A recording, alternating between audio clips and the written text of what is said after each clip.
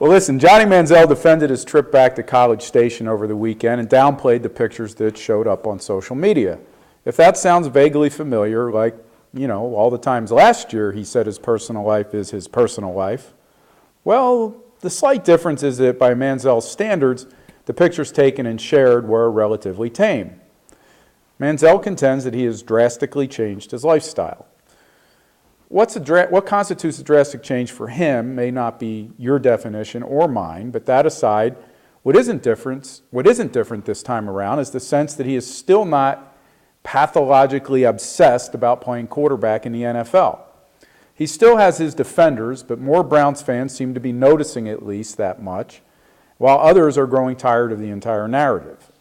Our first comment today paraphrases Johnny's remarks to the media, saying, "I'm still partying, I'm not disciplined, I'm still too short to see over the line," and concludes by saying, "You're Cleveland Browns, ladies and gentlemen." Well, certainly Manziel, who knew it going into the weekend he was in line to start in Pittsburgh because of Josh McCown's injury, could have changed perceptions of him if he graciously declined to go back to A&M and just said, "Sorry, got to go to work."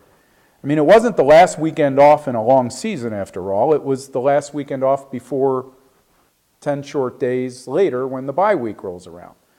Some of the challenges Manziel faces are faced by all young quarterbacks, but some are clearly specific to him. His size is one. His approach and self-satisfied attitude is another. Our second comment uses a basketball metaphor to say Johnny is the guy who would pull up and shoot in a 1-on-3 situation from three-point range. And true enough, he does love him some razzle-dazzle. What we don't know is whether leaving the pocket too soon is a survival instinct or just a bad habit left over from his headliner days at A&M. But in either case, it might not be fixable. Not everyone agrees, of course, that it should be fixed, since it's clearly what he does best.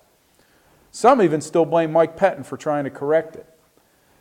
Clevelander Forever says he still can't believe Pettin's comments at halftime in Cincinnati when he said Manziel needed to stay in the pocket more. You do know, right, that Manziel and the team couldn't hear those comments? Pettin was right about what he said and was simply being as demanding as most head coaches are of their starting quarterback. If anything, this organization has propped up Manziel, not been overly critical of him. But when you're 2-7, the head coach is going to take some heat. We have reached that point in this season. We have also reached this point. And here we go again. As a side note, John Gruden does like Johnny Manziel, at least until he would have to try to win games with him.